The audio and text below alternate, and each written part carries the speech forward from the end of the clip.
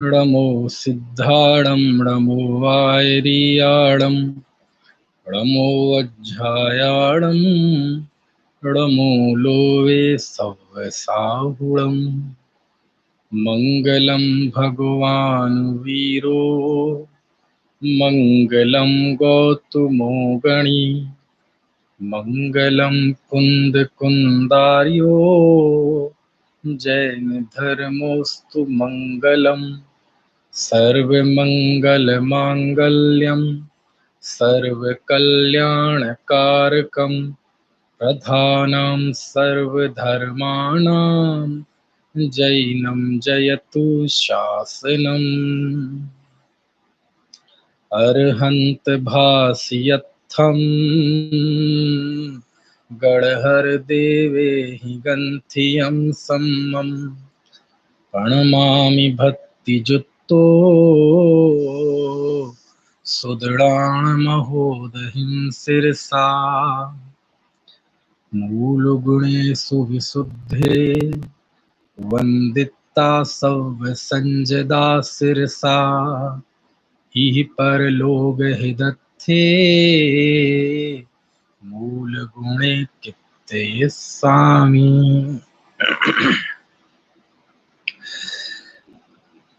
श्रुतावतार विषय पर बात चल रही है। श्रुतावतार के अंतर्गत मूलाचार की विषय वस्तु हम क्या है वो देख रहे हैं। मूलाचार अर्थात वर्तमान युग का आचारांग, जिसमें हमारे जैन धर्म का जो मूल है मुनि मुद्रा, मुनि जीवन, उसका वर्णन है। 12 अध्यायों में विभक्त ये ग्रंथ, इसमें 9 अधिकारों पे हमारी बात हो चुकी थी। हमें 10वां अधिकार, 10वां, 11वां, 12वां, ये 3 अधिकार आज पढ़ना है। इस तरह से आज मूलाचार पूरा होगा। 10वां अधिकार है समय सार अधिकार, जो कि 124 गाथाओं में है, 894 गाथा से लेके 1017 गाथाओं तक। और इसका नाम समय सार अधिकार है, लेकिन कुंद देव का जो समय पाहुड़ है उससे ये थोड़ा अलग है। वो समय पाहुड़ है, ये समय सार है। समय सार तो अमृतचंद स्वामी का नाम दिया हुआ है, कुंद देव तो उसे समय पाहुड़ कहते हैं। तो वहां समय का अर्थ तो शुद्धात्मा है, द्रव्य कर्म, नौकर्म, भाव कर्म से रहित वह शुद्धात्मा। यहाँ समय का अर्थ है चारित्र। तो इस अधिकार में आचार्य ने चारित्र की शुद्धि, चारित्र कैसे वृद्धिंगत हो, कैसे चारित्र में स्थिर रहें, उसका उपदेश दिया है। वैसे तो मूल गुणों अधिकार में, पंचाचार में सारी बातें लगभग आ गई, लेकिन ये अधिकार जो है ये प्रेरणा का अधिकार है, ये पौरुष को बढ़ाने वाला अधिकार है। जैसे एक आचार्य उपदेश देते हैं अपने साधुओं को, तो जैसे संघ में जो साधु हैं वो मूल गुणों का पालन तो कर ही रहे हैं, नग्न दिगंबर तो हो ही चुके हैं, चारित्र का पालन तो कर ही रहे हैं, तो भी क्या उपदेश की जरूरत होती है क्या? जो आचार्य उन्हें उपदेश देते हैं, हाँ देते हैं, उपदेश की जरूरत होती है। क्यों? क्योंकि रास्ता कोई भी हो, है ना, चाहे लौकिक रास्ता हो चाहे अलौकिक रास्ता हो, जहां हम ठहर जाते हैं वहां पतन शुरू हो जाता है, और जहां आगे बढ़ते रहते हैं तो वहां विकास चालू रहता है। तो इसी तरह आचार्य अपने साधुओं को उपदेश भी देते हैं, चारित्रवानों को भी चारित्र में दृढ़ता का, चारित्र में स्थिर रहने का उपदेश देते हैं।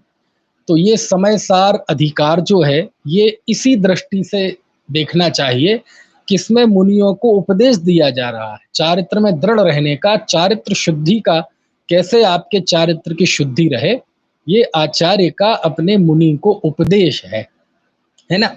देखो जैसे मैं आपको बताता हूँ, शुरुआत में ही गाथाएं हैं 897 और 898। 897 गाथा में आचार्य लिखते हैं, भिक्खम चर वसरण्ये थोम जीमे ही माँ बहुजंप दुखम सह जणनिदा मैतिम भावी ही सुट्ठु वैरगम, है ना। तो ये ये थोड़ा मैंने अलग लय में इसलिए पढ़ी क्योंकि ये आदेश है, आचार्य उपदेश दे रहे हैं, है ना। तो वो शब्दों का लहजा और टोन भी वही है। भिक्षम चर, भिक्षम चर मतलब भिक्षा वृत्ति से भोजन करो। वसरण्य, रण्य में निवास करो, जंगल में निवास करो। थोमम जेवेहि, थोड़ा भोजन करो। माँ बहु जंप, बहुत अधिक मत बोलो, बहुत मत बोलो। समझ में आया ना। भिक्षम चर वसरण्य थोवम जे में ही माँ बहु जंप।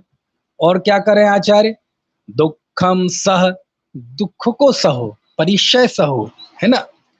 जीर्ण निद्रा, निद्रा को जीतो, आलस्य को जीतो, है ना। मैत्री भावे ही, मैत्री भावना करो। सुट्ठु वैराग्यम, और अपने वैराग्य को अच्छा रखो, वैराग्य भावना रखो, अपने चित्त को वैराग्य में पगाए रखो। समझ में है ना। तो ये एक विशिष्ट तरह का उपदेश है आचार्य का मुनियों के लिए। आपको मैंने भाव पाहुड़ के विषय में बताया था जब भाव पाहुड़ आया था, कि जैसे भाव पाहुड़ आचार्य की एक कैबिनेट क्लास है, बहुत खास उपदेश है मुनियों को कि आपके निर्दोष क्रियाओं के पालन से कुछ नहीं होगा, आप भावों की शुद्धि रखिए। इसी तरह का उपदेश यहाँ भी आचार्य ने समय सार अधिकार में दिया है, लेकिन इनमें इसमें क्रिया और भाव दोनों की उभय शुद्धि का वर्णन इसमें है ना। देखो 898वीं गाथा में तो आचार्य लिखते हैं, अव्यवहारी एक को झाणे यज्ञ मणो भवेड़ारंभो चत्त कसाय परिग्रह पयत चेठो असंगोया। इसमें सबसे पहला लिया अव्यवहारी, यानी आप अव्यवहारी रहो। वाह भाई, लोक में तो कहते हैं व्यवहार अच्छा रखो, अपना व्यवहारिकता बरकरार रखनी चाहिए, साथ समाज में अच्छा व्यवहार रखना चाहिए, सबसे घुल मिलकर रहना चाहिए। लेकिन आचार्य का मुनि को उपदेश ये नहीं है। मुनि का उपदेश है आप अव्यवहारी रहो। यहाँ अव्यवहारी है ना, मतलब वहाँ व्यवहार नए व्यवहार से जिसे धर्म कहा जा रहा है, वो व्यवहार धर्म की बात नहीं है। यहाँ अव्यवहारी मतलब आप सांसारिक लोगों से दूर रहें, उनसे बातचीत कम करें, उनसे व्यवहार कम निभाएं। हाँ भाई क्या हाल है, क्या चल रहा है तुम्हारे गांव में, ये सब ना करें, अव्यवहारी रहें। समझ में आए ना, व्यवहार ना निभाएं किसी से, ठीक है, मतलब लौकिक बातों का की वो ना करें, ठीक। इसके बाद आचार्य ने यहाँ चारित्र की शुद्धि के लिए 4 लिंगों का वर्णन किया, लिंग के 4 भेद बताए और 10 प्रकार के स्थिति कल्प बताए। 4 प्रकार के लिंग यानी जो मुनि लिंग है, मुनि की पहचान है, उसमें 4 बातें ली आचार्य ने। नग्नता, केशलुंच, पिक्षिका मतलब प्रतिलेखन और शरीर के संस्कार का त्याग। ये मुनि के 4 लिंग है। मतलब अपन कहते हैं ना द्रव्य लिंग, तो ये द्रव्य लिंग है, ये द्रव्य की पहचान है। माने जैसे एक मुनि द्रव्य है पूरा, तो उसकी ये पहचान है। तो आप कहेंगे हमने तो ये सुना है 28 मूल गुण है, वही द्रव्य लिंग है। 28 मूल गुण भाई वो तो होते ही हैं, लेकिन 28 मूल गुण तो आपको कहाँ दिखेंगे पहली नजर में। भोजन करेंगे तो ये क्षण समिति दिखेगी, है ना, और षट आवश्यक तो वो अकेले में करेंगे, आपको कहाँ दिखेंगे, है ना। लेकिन यदि आपको सामने कोई साधु है, तो हम कैसे द्रव्य लिंग की पहचान करें, तो ये 4 बताए। जैसे आत्मा में गुण तो अनंत है, लेकिन पहचान तो ज्ञान दर्शन ही है ना। ऐसी मुनि के मूल गुण तो 28 है, लेकिन उनकी बाह्य पहचान में ये 4 बातें बताई। नग्नता, ये दिखता है। केशलुंच, ये दिखता है सामने, अलग ही केशलुंच वाले अलग ही दिखेंगे, और जो घोटा कराते हैं रिश्ते से अलग दिखेंगे, जो कैंची से हेयर कटिंग कराते हैं वो अलग दिख जाते हैं, है ना। और पिक्षिका, पिक्षिका प्रतिलेखन, ये भी हाथ में होती है, बिना पिक्षिका के तो मुनि चलते ही नहीं है। यदि है ना 7 कदम चल जाए तो काय उत्सर्ग करना पड़ता है प्रायश्चित, और 1 कोस चल जाए तो उपवास करना पड़ता है ना। तो पिक्षिका के बिना तो चलते नहीं, है ना। और चौथा है शरीर संस्कार का त्याग। अब ये बाह्य चिन्ह दिख जाता है सबको, है ना, यदि तेल मर्दन होगा, बढ़िया सेटिंग होगी, मेकअप होगा तो सब दिख जाएगा। और मुनि स्नान करते नहीं है, ब्रश करते नहीं है, तो अपने आप ही दिख जाता है शरीर रूखा सूखा जल मल सहित, है ना, मलिन। तो ये चार और इनकी शुद्धि का विधान बताया। जैसे पिच्छिका के गुण बताए, नग्नता के गुण बताए, केशलुंज के गुण बताए, शरीर के संस्कार का त्याग, शरीर संस्कार का त्याग करो भैया। पिच्छिका क्यों रखते हैं, पिच्छिका में 5 बातें बताई। इसमें पसीना नहीं लगता, इसमें धूल नहीं लगती, ये मृदु होती है, ये, है ना, और कोमल होती है, सुकुमार और हल्की होती है वजन में, छोटी। इस वजह से मयूर पिच्छिका रखते हैं जैन साधु, है ना, क्योंकि उसमें पसीना नहीं लगता, धूल भी नहीं लगती, बहुत हल्की होती है, कोमल होती है और मृदु होती है ना। तो ये सब चीजें बताई हैं। इसके बाद आचार्य ने 10 स्थिति कल्पों का वर्णन किया, 10 स्थिति कल्प बताए। उसका व्यवस्थित क्रमशः वर्णन तो नहीं किया, लेकिन स्थिति कल्प बताए। स्थिति कल्प माने मुनियों के लिए 10 विशेष बातें, है ना। 28 मूल गुण में वो सब बातें आ जाती हैं, लेकिन ये 10 अलग तरह से भी बताएं। कैसे बताएं तो देखो, अचेलकत्व, औद्देशिक त्याग, है ना, शय्याग्रह त्याग, राजपिंड त्याग, कृति कर्म, व्रत, ज्येष्ठ, प्रतिक्रमण, मास और परया। अचेलकत्व तो आप जानते हैं, नग्नता। औद्देशिक त्याग, उनके लिए जो भी उद्देश्य से बनाई हुई चीज होगी, चाहे भोजन हो, चाहे औषधि हो, है ना, चाहे शास्त्र हो और चाहे वसति का हो, तो उन सब का त्याग करते हैं। केवल उद्दिष्ट आहार का त्याग नहीं होता, जो 46 दोष और वो सब बताए हैं ना, 32 अंतराय, वो सब आहार में भी लागू है, औषधि में भी लागू है, शास्त्र में भी लागू है और बसति का दान में भी लागू है। उनमें भी इन्हीं दोषों को टाल के वो मुनि ग्रहण करते हैं। कोई कहे साहब हमने, हे महाराज जी, हमने आपके लिए पुस्तक, अब आजकल तो छपते हैं तो कैसा कह नहीं सकते किसके लिए, लेकिन पुराने समय में तो बड़ा कठिन काम था ना, हमने आपके लिए ये ग्रंथ बनवाया है, तो वो ग्रहण नहीं करते। समझ में आया ना। ऐसे ही महाराज जी, हमने तो साधु, आप साधु के लोगों के लिए ये घर छोड़ रखा है, ना ना ना ना, तो वो नहीं करेंगे। औद्देशिक का त्याग, सत्याग्रह त्याग मतलब ग्रह त्याग, मठ त्याग, मतलब ऐसी ऐसी जगह पे नहीं रहना जहां वो घर हो किसी का, ठीक है, लोग रहते हों, ग्रस्त आते जाते हों, ग्रस्तों के रहने का स्थान हो, असंयमी जन, त्रेंच जन आते हो, ऐसा कुछ नहीं, षंड नपुंसक स्त्री, ये सब। फिर लिखा राजपिंड त्याग। राजपिंड त्याग मतलब राजा के यहाँ के भोजन का त्याग।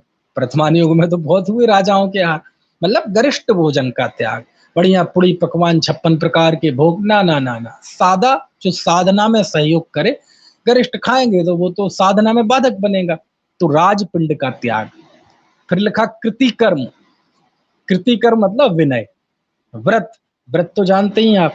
ज्येष्ठ मतलब बड़प्पन, बड़प्पन होना चाहिए, यानी जो आप जिस पद पे हैं उस पद का आपको बोध होना चाहिए, है ना, तभी आप उस अपने चारित्र के साथ न्याय कर पाएंगे। प्रतिक्रमण, ये तो है ही, है ना। मास मतलब ऐसा उपदेश है कि दो तरह से इसकी व्याख्या है। चातुर्मास में तो एक जगह स्थित रहती, चातुर्मास के 1 महीने पहले और चातुर्मास के 1 महीने बाद आप अवस्थित रहें। अवस्थित रहें यानी गमन ना करें। गमन ना करें मतलब हमने तो सुना है गांव में 1 रात और शहर में 5 दिन से अधिक नहीं रह सकते। तो 1 महीने कैसे रहेंगे? 1 महीने मतलब ऐसे स्थान पर, निर्जन स्थान पर रहें, एक, है ना, और निर्जन स्थान पर। वो गांव, और स्वाभाविक है जब गांव में 1 दिन और शहर में 5 दिन की बात आ गई और यहाँ महीने भर रहने की बात है, तो शहर में तो रहने का प्रश्न ही नहीं उठता। शहर और गांव के बाहर जैसे ये गुफाएं वगैरह बनी रहती हैं, शून्यागार होते हैं, है ना, गिरी कंदरा है, अभी उसमें आएगा कहाँ रहना। देखो जैसे ये एक गाथा आई है कि मुनिराज कहाँ रहें, कहाँ उपदेश है, तो ये 952वीं गाथा आई है। देखो मैं पढ़ के बताता हूँ। गिरिकंदरम मसाणम शृंडागारम च रुक्ष मूलम च ठाणम विराग बहुलम धीरो भिक्षुण सेवेयु। कहाँ रहें? गिरी कंदरा में रहें, पर्वतों की कंदराओं में रहें, मसाण शमशान में रहें, रख मूल वृक्षों के नीचे रहें, उनके मूल में रहें, और वृक्ष मूल होता है ना, और शून्यागार शून्य घर स्थान में रहें। कोई गुफा हो, कोई खंडर पड़ा हो पुराना, कोई पुराना घर नगर के बाहर हो जिसमें किसी का आना जाना ना हो, गृहस्थ लोग, त्रयंच स्त्री नपुंसक कोई ना आता हो, ऐसे स्थान पर रहने का कहा है। और बाकी समय में वो विहार करते रहें। ऐसा भी कहते 6 ऋतुएं हैं 2-2 महीने की, तो 1 मास एक स्थान पर रहें, 1 मास विहार करें, 1 मास स्थान पर रहें, 1 मास विहार करें, ऐसा। तो उसके बड़े वैज्ञानिक कारण हैं। इसके बाद पर्या मतलब पंच कल्याणक वगैरह की जो स्थान है उनकी उपासना करना, है ना, क्योंकि वो गमन करते ना मुनिराज, तो गमन के कई निमित्त हैं। तो तीर्थ भूमियों को अतिशय क्षेत्र और सिद्ध क्षेत्र, अतिशय क्षेत्र मतलब जहाँ 4 कल्याणक हुए हों अतिशय क्षेत्र, और जहाँ निर्माण हुआ हो वो सिद्ध क्षेत्र, ऐसे स्थानों की उपासना के लिए वो निमित्त कर जाते हैं, गमन करते हैं, है ना। चलिए, अब इसके अलावा आचार्य ने और भी उपदेश दिया कि सुनो भैया, ज्ञान प्रकाशक है, तप शोधक है और संयम रक्षक है, और ये ज्ञान, तप और संयम ये तीनों मिलकर मुक्ति का मार्ग है। क्रिया रहित ज्ञान बेकार है, संयम से रहित तप बेकार है, और सम्यक से रहित तप और संयम से रहित वेश बेकार है। 3, क्रिया रहित ज्ञान निरर्थक है, संयम रहित नग्न दिगंबर वेश निरर्थक है, और सम्यक दर्शन से रहित तप निरर्थक है। और ये आगे तो ये भी कहा है कि सम्यक दृष्टि भी हो लेकिन संयम ना हो तो असंयत सम्यक दृष्टि का तप भी निरर्थक है। आपने ये तो सुना होगा कि अज्ञानी का तप निरर्थक है, असंयमी सम्यक दृष्टि का भी तप निरर्थक कहा। संयम सहित तप ही सार्थक होता है, और असंयम सहित तप जो करता है उसके लिए कहा कि ये तो गज स्नान की तरह है। 2 दृष्टांत दिए, ये दूसरी जगह भी है, भगवती आराधना में भी है, इसमें भी है 942वीं गाथा में, और भगवती आराधना में भी 7वीं गाथा में है कि ये तो असंयमी सम्यक दृष्टि जो तप करता है ये तो गज स्नान की तरह है। वो गज नहाता है फिर गंदा हो जाता है, नहाता है, ऐसे ही असंयम द्वारा फिर कर्म बांध लेता है, फिर थोड़े निर्जरित करता है फिर बांध लेता है। दूसरा लिया बर्मा का उदाहरण कि जैसे बर्मा लकड़ी में छिद्र करता है वो ऐसे। तो अब ये दृष्टांत मुझे समझ में नहीं आया लेकिन इसमें दिया है ना। तो सम्यक दृष्टि संयम सहित तप ही सार्थक है ना। ये बात बहुत अच्छी बात आई यहाँ। चारित्र के भ्रष्ट का, जो चारित्र से भ्रष्ट है उसका समस्त श्रुत बेकार है, कोई मतलब नहीं है उसके शास्त्र ज्ञान का, ये भी बात यहाँ आई। इसके अलावा आचार्य ने बहुत ज्यादा समय लेके आहार शुद्धि का वर्णन किया है, क्योंकि आहार शुद्धि एक ऐसा कार्य है वो रोज घटित होता है, और आहार शुद्धि के लिए गृहस्थों के संपर्क में जाना पड़ता है, और आहार शुद्धि के मामले में वो पराधीन है। आहार खुद बनाते नहीं है, वो गृहस्थ बनाता है, क्योंकि उनके पंच सूना का त्याग है। समझ में आया ना। तो इसलिए वो आहार शुद्धि के लिए भी आचार्य विशेष तौर पे इस समय सार अधिकार में साधुओं को प्रेरित करते हैं कि निर्दोष भोजन लो, अनासक्ति में भोजन लो, तप की वृद्धि के लिए भोजन लो, उद्देश्य अपने उद्देश्य से ना बनाया जाए ऐसा भोजन ले, है ना, आहार में कोई गृद्धता ना रखें, इस तरह। और फिर बीच बीच में आचार्य भ्रष्ट साधुओं की क्लास भी लेते हैं, और कहे किन के साथ रहें, तो कहते हैं देखो जो भ्रष्ट साधु हैं उन भ्रष्ट साधुओं की संगति ना करें, आरिकाओं की संगति ना करें। समझ में आया ना। और एकल विहारी ना हो। यहाँ आचार्य ने फिर से एकल विहार का निषेध किया है, वहां तो था ही जो पहले अपन करके आए हैं, यहाँ भी आचार्य ने एकल विहार का निषेध किया। और गाथा 961 में एकल विहारी के लिए लिखा पापस समणोत्ति। जो एकल विहारी होता है वो पाप श्रमण है। और अच्छा बताओ, कोई एकल संघ से दूर जाके एकल विहारी क्यों होता है? जिसका संघ में कोई पंगा हो गया हो, है ना। और संघ में पंगा काय बात को लेकर होगा? संघ में विवाद किस बात को लेकर होगा? जैसे आचार्य बनने की जल्दी हो, बोले यहाँ तो हम आचार्य बन नहीं पाएंगे, हम एकल विहारी करेंगे, अपने शिष्य बना के हम खुद आचार्य बन जाएंगे।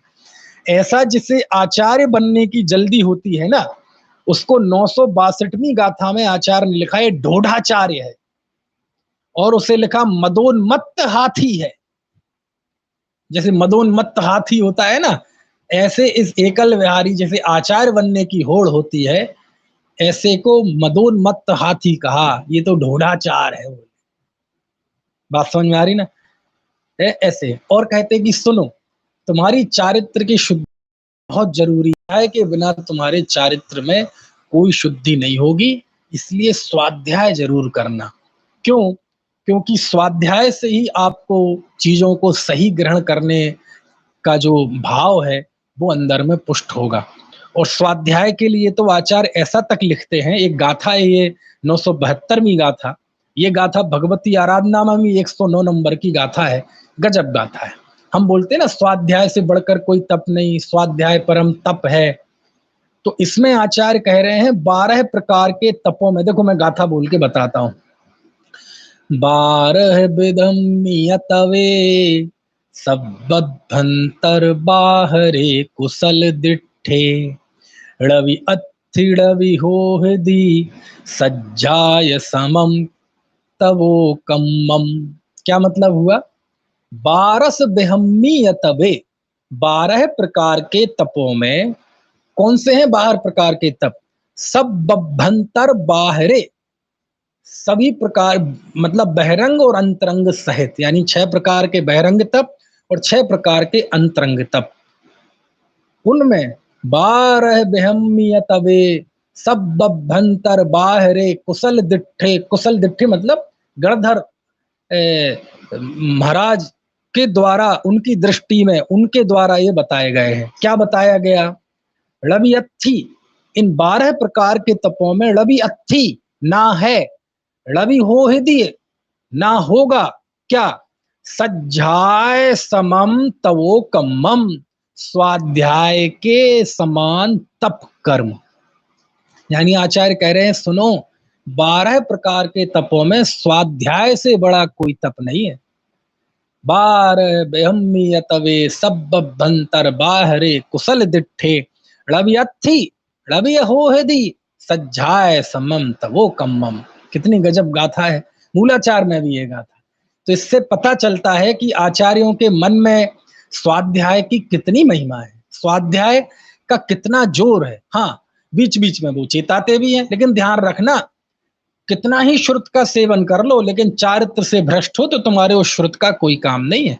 और खूब दोष निर्दोष पालन करो, लेकिन सूत्रों का अध्ययन नहीं है, पदों का ज्ञान नहीं है, तो उस क्रिया का भी कोई महत्व नहीं है। तो आचार्य सब जगह स्यादवाद शैली अपनाते हैं, और इसी के साथ आचार्य वो गाथा भी है यहाँ। कौन सी गाथा? सूत्र पाहुड़ की तीसरी गाथा, डोरा सहित सुई जोई सुई जहा ससुत्ता असुत्ता की। जैसे कोई सुई डोरा सहित हो तो वह कहीं भी गिर जाए, वह खोती नहीं है।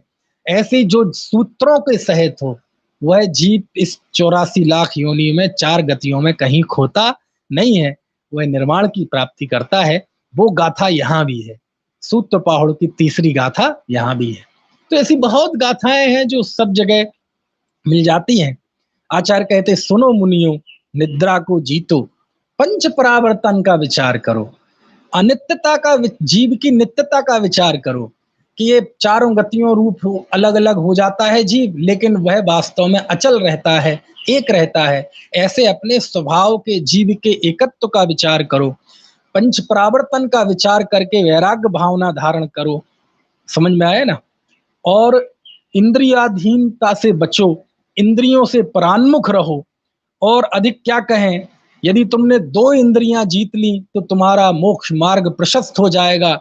एक ये 4 अंगुल की जिह्वा और एक 4 अंगुल की जननेंद्रिय, इन 2 पे यदि तुमने वश कर लिया तो तुम्हारा मोक्ष निश्चित है। लेकिन ध्यान रखना, इनकी इसके लिए शुद्धि के लिए तुम स्त्री मात्र से दूर रहना, ऐसा लिखते हैं आचार्य। और आचार्य लिखते हैं कि अरे जीवित स्त्री तो ठीक, बुजुर्ग वृद्धा तो ठीक, कुरूप कानी लूली लंगड़ी स्त्री तो ठीक, लकड़ी की स्त्री से भी दूरी बनाए रखना। चित्र वगैरह तो है, लकड़ी की स्त्री से भी दूरी बनाए रखना। और आचार्य लिखते हैं कि सुनो भैया, उपमा देते हैं कि पुरुष है घी और स्त्री है अग्नि। जैसे अग्नि के पास घी आएगा तो वो पिघलेगा ही, ऐसे यदि तुम स्त्री के संसर्ग में आओगे तो तुम चारित्र से भ्रष्ट हुए बिना नहीं रहोगे। इसलिए हे मुनियों, काठ की लकड़ी से भी दूर रहना, चित्र से भी दूर रहना, जीवित स्त्री से तो बहुत दूर की बात है। क्यों? क्योंकि जिह्वा और जन इंद्रिय, 4 अंगुल 4 अंगुल 8 अंगुल पे यदि तुमने विजय प्राप्त कर ली तो तुम्हें मोक्ष जाने से कोई नहीं रोक सकता। ये बात आचार्य देव कहते हैं। और एक बहुत अच्छी बात लिखी कि ऐसा प्रसंग आ जाए कि अब लग रहा है कि अब मुझे समाधि अंगीकार करना है, जीवन का अंतिम समय आ रहा है, तो ऐसे समय में तुम दूसरे गण में जाना, अपने गण में समाधि मत करना, अपने संग में समाधि मत करना। समझ में आया ना? क्योंकि दूसरे के संग में जाके आचार्य समाधि करते हैं। और ऐसा लिखा कि यदि समाधि के प्रसंग में भी तुम अपने ही संग में बने रहे, वरम गण पबे सादो विवाहस्त पबेसणम, इससे अच्छा तो तुम शादी कर लो। शादी करना अच्छा है बजाय इसके कि अपने ही गण में तुम समाधि करो। ऐसा लिखते हैं आचार्य। क्यों? क्योंकि जैसे विवाह हमारे राग का परिचायक है, हमारी आसक्ति का परिचायक है, ऐसे ही यदि समाधि के प्रसंग में भी हम अपना संग छोड़कर दूसरे संग में नहीं जाते हैं तो कहते हैं ये भी आपके राग का, आपकी संग की आसक्ति का प्रतीक है। तो आचार्य कहते हैं इससे अच्छा तो तुम शादी कर लेते। शादी करने का उपदेश नहीं है, ध्यान रखना है। ये संबोधन करने की भाषा होती है ना, ऐसी बात कहना जो हृदय में जाके चुभे, शब्दों को नहीं पकड़ना आचार्य के। वरम गण पवे साधो विवाहस्य पवेशणम, अपने गण में प्रवेश करना मतलब अपने गण में रहने से अच्छा तो है शादी कर लो। विवाह श्रेष्ठ है, वरम श्रेष्ठ है, आचार्य कह रहे। तो क्या करें? शादी कर लें। अरे शादी नहीं करना है, मतलब ये हुआ अपनी चारित्र की शुद्धि के लिए समाधि के प्रसंग में दूसरे संघ में जाओ। आचार्य हमेशा दूसरे संघ में जाते हैं। उत्तम संघनन के धारी हो तो वो एकाकी एकल विहारी हो जाते हैं, लेकिन वो आचार्य भी दूसरे संघ में जाते हैं समाधि के लिए। अचानक कोई परिस्थिति बन जाए अलग बात है, एकदम मृत्यु का प्रसंग आ जाए, उपसर्ग हो जाए, कोई ऐसी बात हो जाए कि अब तो कहीं प्लानिंग कर नहीं सकते, कहाँ जाना, किन आचार्य की खोज में जाना है ना। 700 योजन तक खोज करने का लिखा कि 700 योजन तक घूम के देखो कि आपकी समाधि कौन करा सकता है। निर्यापक आचार्य 12 साल तक, 12 साल उत्कृष्ट लिखा कि वह खोजता है निर्यापक आचार्य को। तो वो तो तब होगा ना, लेकिन अचानक कोई प्रसंग आ जाए, असाधारण परिस्थिति, बात अलग है। असाधारण परिस्थिति में तो जहां जीव जैसा है वहीं समाधि ले ले, सब प्रकार के है ना, भक्त प्रत्याख्यान, इंगिनी मरण और प्रायोपगमन, है ना ऐसे। और आचार्य कहते हैं कि एक बात लेकिन ध्यान रखना, तुम कितना ही कुछ कर लो, 4 प्रकार के श्रमण हैं, नाम, स्थापना, द्रव्य और भाव। लेकिन श्रमण तो भाव से ही होते हैं। भाव है ना, भाव वृद्धो दुबिर्दो णदब्ब वृदस्य सुख गई हुई, 997वीं गाथा, कि भाव से जो विरत है उसकी ही सुगति होती है, जो द्रव्य से केवल विरत है उसकी सदगति नहीं होती। 1004वीं गाथा में आचार्य लिखते हैं, भाव समणाहु समणाणा शेष समणाण सुख गई जम्हा, भाव श्रवण की ही सदगति होती है और भाव श्रवण ही श्रवण है। ऐसा लिखते हैं आचार्य कि भाव श्रवण ही श्रवण है, भाव के बिना जो द्रव्य से श्रवण है वह श्रवण नहीं है। यही बात है कि आचार्य अभी आगे के अधिकार में, हालांकि ये बात 1177वीं गाथा में तो ये होती है कि द्रव्य श्रवण तो अभव्य भी हो जाता है, और उसमें लिखा 1177वें नंबर की गाथा कि अभव्य जीव उत्कृष्ट निर्ग्रंथ साधु होकर 9वें ग्रेवेक तक जा सकता है। इससे क्या सिद्ध हो गया कि भाव समणाहु समणा, कि जो भाव श्रवण है वही श्रवण है। ठीक है, इस तरह से इस समय सार अधिकार में आचार्य देव ने मुनियों को बहुत मार्मिक संबोधन दिया है, चारित्र की शुद्धि का संबोधन दिया है ना। द्रव्य भाव दोनों की शुद्धि का विधान बताया, लेकिन ये भी बताया कि गांठ बांध लो कि शुद्धता तो भाव की ही करनी है, अकेले द्रव्य की शुद्धता से संतुष्ट नहीं होना है। ऐसा मार्मिक ये अध्याय समय सार अधिकार था, है ना। चलिए, इसके बाद 11वां अधिकार है शील गुणाधिकार। ये है गाथा 1018 से 1043 तक 26 गाथा, और इसमें 18,000 प्रकार के शील को बताया है, और जो उत्तर गुण है 84 लाख, उसका कथन किया है। समझ में आया ना, ये पूरे अधिकार में यही है। देखो, जैसे शील के 18,000 प्रकार के भेद बताए, 3 योग, 3 करण, है ना, मन वचन काय की शुद्धि, 4 संज्ञाएं, आहार संज्ञा, भय संज्ञा, मैथुन संज्ञा, परिग्रह संज्ञा, 5 इंद्रियां, पृथ्वी आदि 10 काय, और उत्तम क्षमा आदि 10 धर्म। इनको आपस में मल्टीप्लाई करें तो 18,000 प्रकार का शील आता है। अब आप देख लेना, चूंकि मुझे ये विषय नहीं बताना है, मुझे तो मोटा मोटा विषय बताना है। ये गाथा 1019 और उसके आगे की गाथाओं में है। उसी तरह फिर 84,000 प्रकार के 84 लाख उत्तर गुण भी बताए इस शील गुणाधिकार में। इस शील गुणाधिकार में दो ही बातें हैं, 18,000 प्रकार के शील बताए और 84 लाख उत्तर गुण बताए। इसमें 21 हिंसादि, हिंसा, असत्य, चोरी, कुशील, परिग्रह, क्रोध, मान, माया, लोभ, अरति, रति, जुगुप्सा, मन वचन कायांगुल, मिथ्या दर्शन, प्रमाद, पैशून्यता, अज्ञान, इंद्रियों का अनिग्रह, ऐसे 21 ये हिंसादि कार्य हैं। 4 अतिक्रम, अतिक्रमण, व्यतिक्रमण, अतिचार, अनाचार, है ना, पृथ्वी आदि, काय आदि 100 भेद बनते हैं इनके, ये भंग। 10 शील की विराधना के कार्य, जिससे शील की विराधना होती है, स्त्री संसर्ग, प्रणीत रस भोजन, गंधमाला ग्रहण, कोमल शय्या आसन, आभूषण, गीत वाद्य आदि का श्रवण, अर्थ संग्रह, कुशील संसर्ग, राज सेवा और रात्रि संचरण। 10 प्रकार की आलोचना दोष हैं और 10 प्रकार की शुद्धि है। तो 21, 4, 100, 10, 10, 10, इनको आपस में मल्टीप्लाई कर दो तो ये 84 लाख उत्तर गुण है। ठीक है, बात समझ में आ रही है आपको। चलिए, इसके बाद अब हम मूलाचार के बिल्कुल अंतिम में चल रहे हैं। ये 12वां अधिकार है, और ये 12वां अधिकार है पर्याप्ति अधिकार, और ये अधिकार भी काफी बड़ा है। एक पंचाचार अधिकार सबसे बड़ा था, और उसके बाद दूसरे नंबर पे अधिकार ये है, इसमें 206 गाथाएं हैं। गाथा 1044 से गाथा 1249 तक ये अधिकार चलता है, और ये अधिकार का थोड़ा टेस्ट बाकी अधिकारों से बिल्कुल अलग है।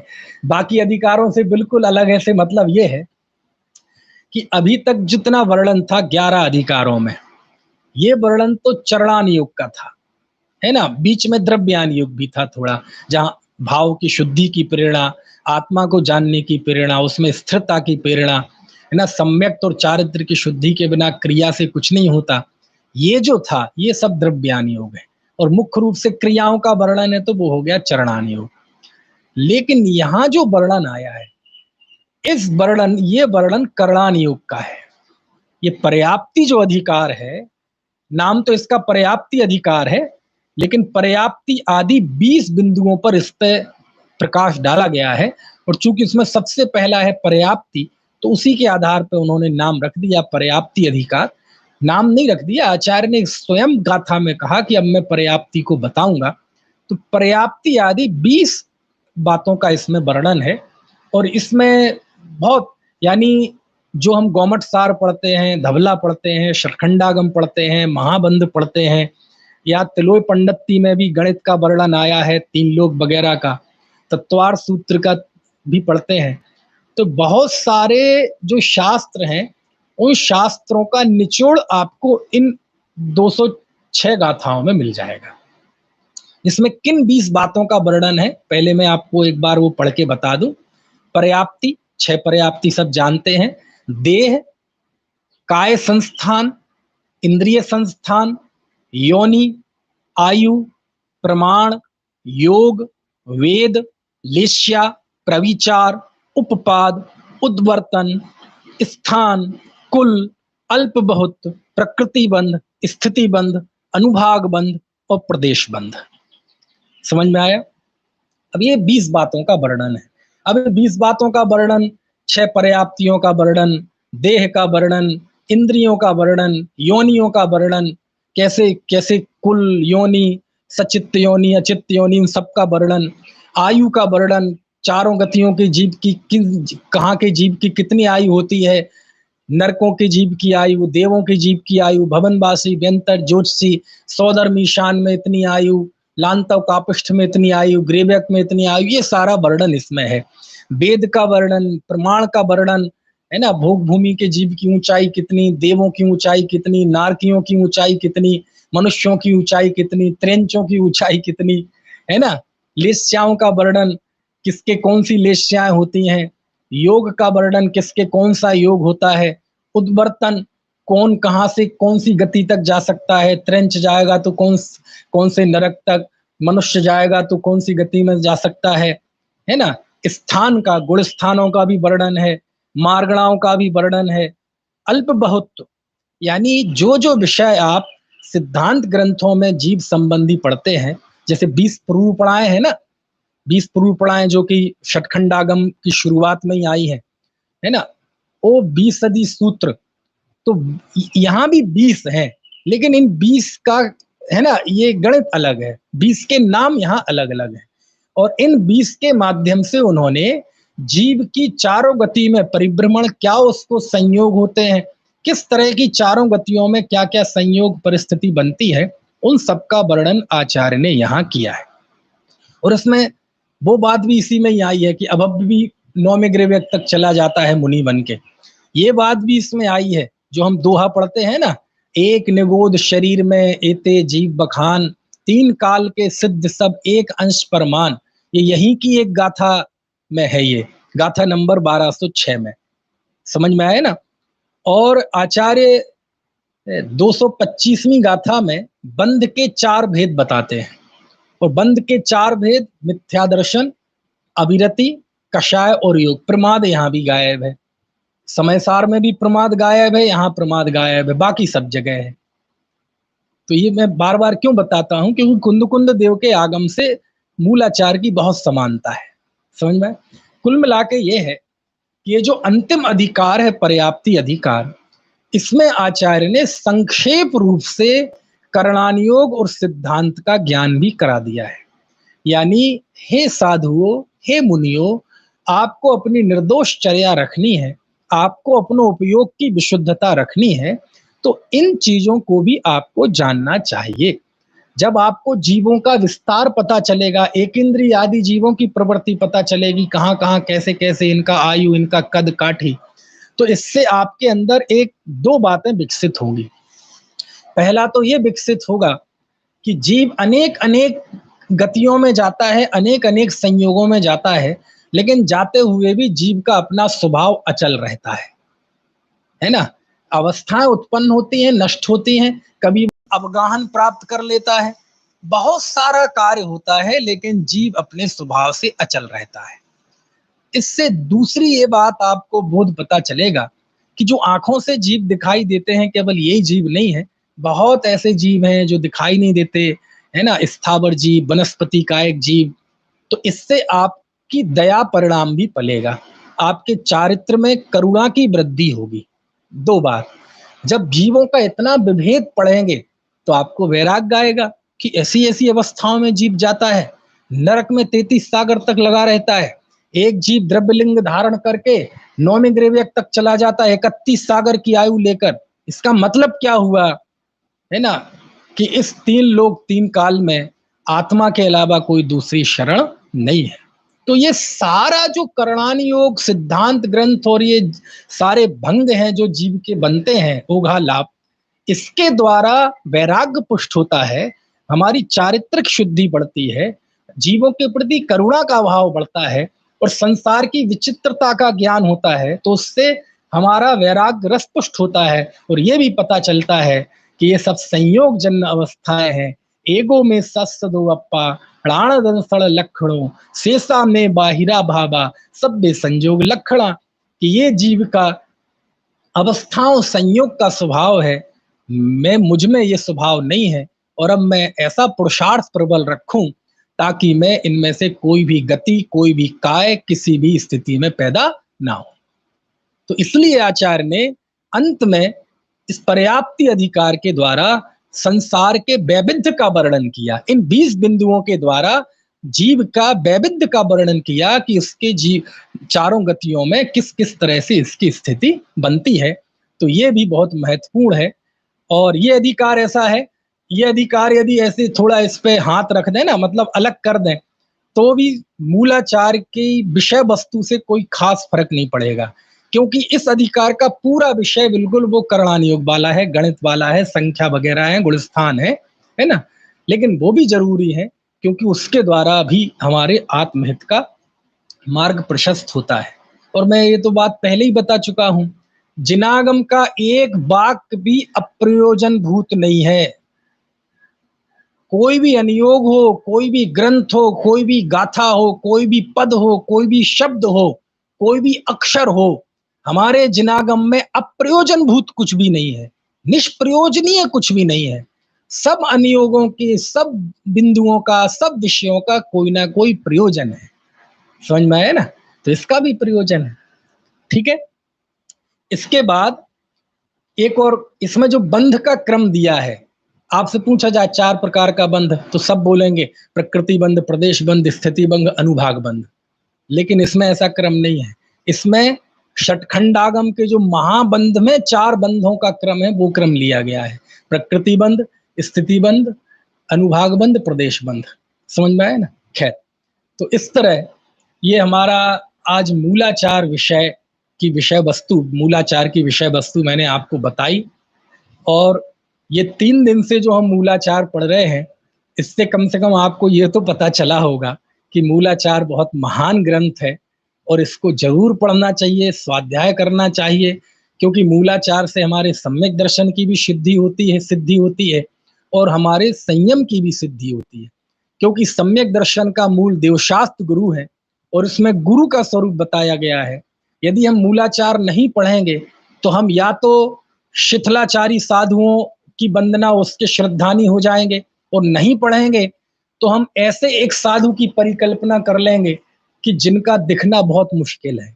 यानी या तो हम अतिवादी हो जाएंगे या हम उदारवादी हो जाएंगे, या तो हम अपने साधुपने का दायरा इतना छोटा कर लेंगे कि कुंद कुंद देव भी आए तो हम रिजेक्ट कर देंगे, या हम अपनी उदारवादिता के चलते इतना बड़ा दायरा कर देंगे कि कोई भी भ्रष्ट साधु उसके अंतर्गत आ जाएगा।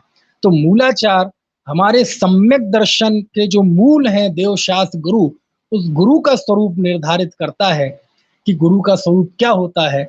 तो इससे हम सम्यक दृष्टि बने रहेंगे, सम्यक दर्शन प्राप्त कर सकेंगे। और संयम अंगीकार करने के लिए तो मूलाचार है ही। यदि आपको संयम अंगीकार करना है और मूलाचार नहीं पढ़ा तो क्या पढ़ा? क्योंकि ये तो पंचम काल का आचारांग है। मूलाचार से बड़ा मुनिचर्या का कोई प्रामाणिक प्राचीन ग्रंथ नहीं है। सबसे प्राचीन और सबसे प्रामाणिक, प्राचीनता के लिए नहीं, प्रामाणिक, ये मूलाचार ग्रंथ है।